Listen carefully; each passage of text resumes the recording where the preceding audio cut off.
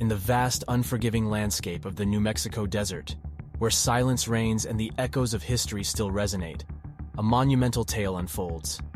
It is a story of brilliance, ambition, and the pursuit of knowledge that forever altered the course of human existence. This is the untold story of Robert Oppenheimer, a man whose name is synonymous to the father of the atomic bomb.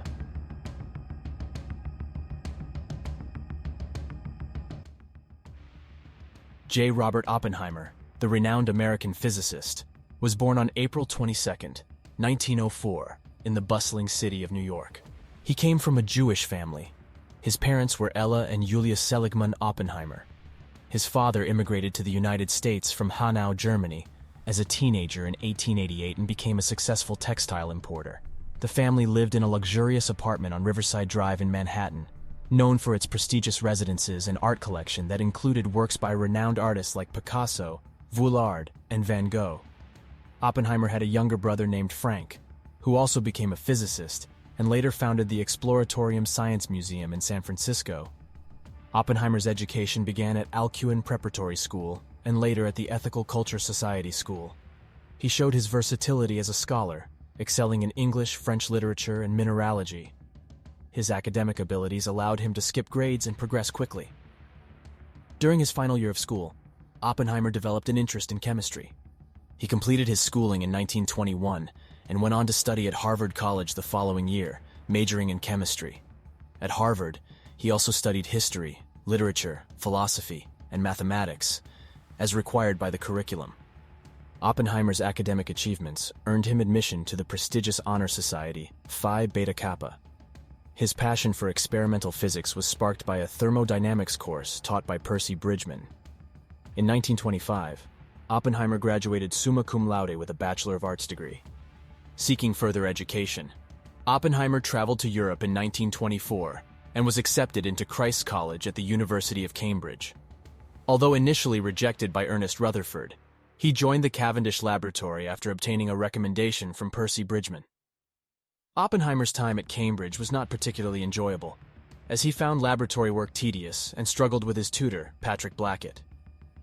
He gained a reputation for being overly enthusiastic during discussions. However, his brilliance and mathematical skills were evident in his research.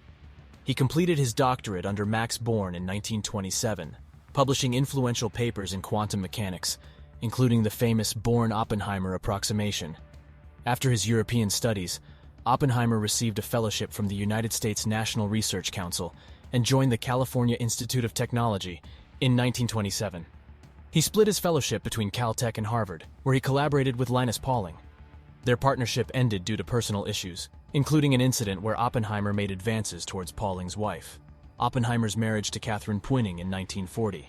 They had 2 children together. Throughout his career, Oppenheimer made significant contributions to theoretical astronomy, nuclear physics, quantum field theory, and spectroscopy.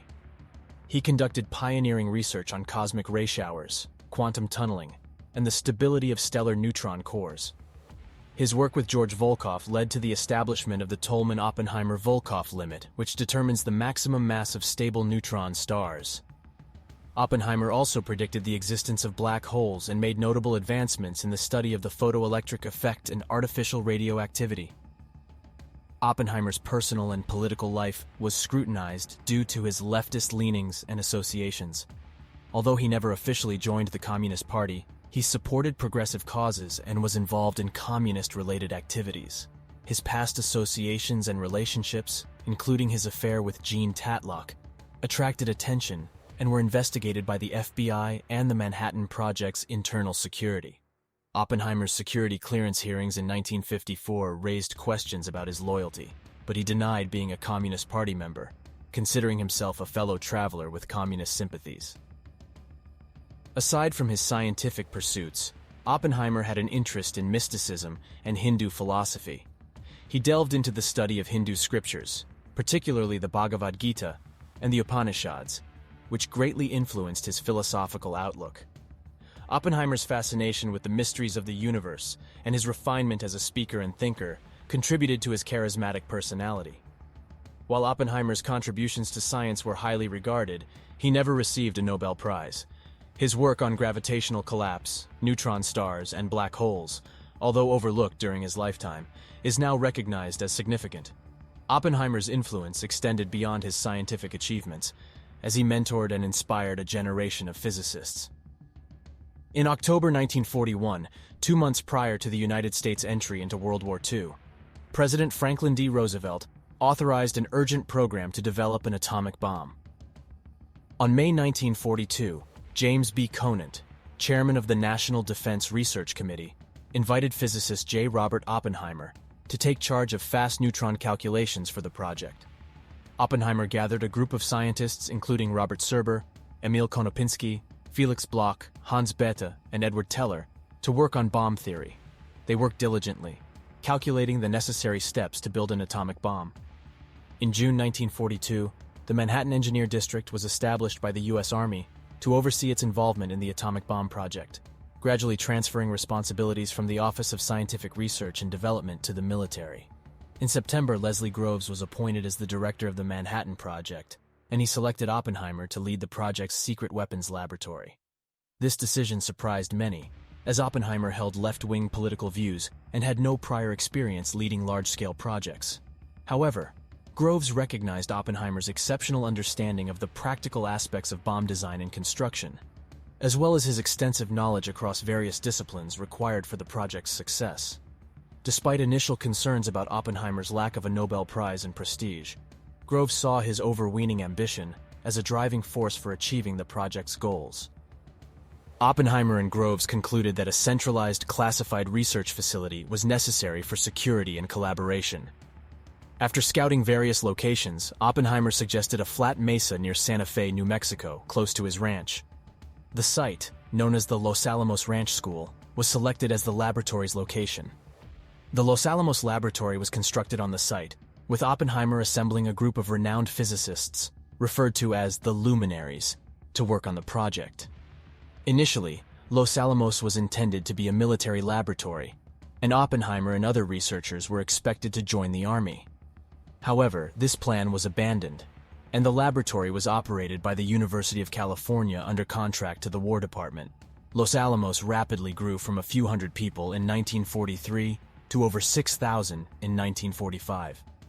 Oppenheimer faced organizational challenges initially but quickly adapted to the role of overseeing large groups. He was admired by his colleagues for his scientific expertise and his efforts to manage conflicts between scientists and the military. Oppenheimer became an iconic figure and a symbol of the project's objectives.